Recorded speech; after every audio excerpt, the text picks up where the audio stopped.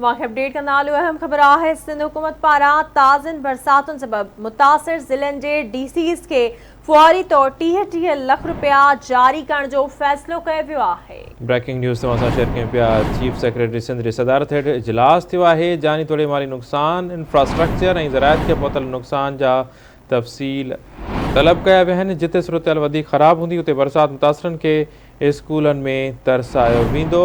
Chief secretary Sindh जो इहो चवणु आहे। तफ़सील मालूम कंदासीं। कराची में आवाज़ न्यूज़ रिपोर्टर राजा असगर असांखे जॉइन कयो आहे। असगर, छा तफ़सील आहिनि?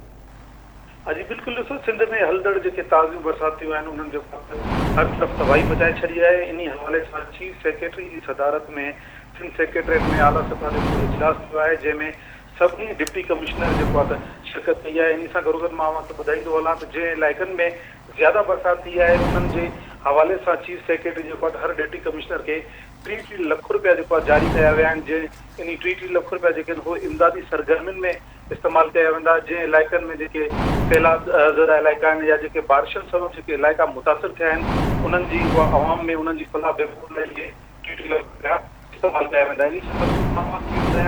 जेके शहर जे इंफ्रास्ट्रक्चर जेको तबाह थी चुको आहे, रोड रस्ता ड्रेनेज जंहिं शहरनि जा चौक थी चुका आहिनि, इजलास में उन बाबति बि जेको आहे गौर कयो वियो आहे त उन शहरनि में जेको आहे जल्द इमदादी पैकेज जो हिकिड़ो ऐलान कबो ऐं उनखां अलावा जेको उन शहरनि में तरक़ियाती कम पिणु कराया वेंदा। जी महिरबानी मां जी अपडेट करण लाइ।